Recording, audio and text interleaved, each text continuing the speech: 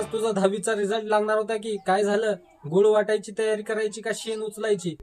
Result लागला पप्पा, पण आपल्या शाळेचा रिझल्ट लईच खराब लागलाय बघा. शाळेचं सोड बे, तू काय दिवे लावलास ते सांग. पास झालास का? बापू, हेडमास्टरचा मुलगा नापास झाला.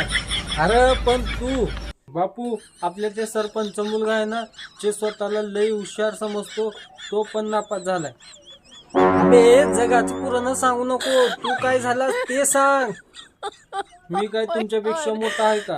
ज्या अर्थाने तेवढी तेवढी मोठी माणसाची पोरं नापास झाल्यात म्हणल्यावर.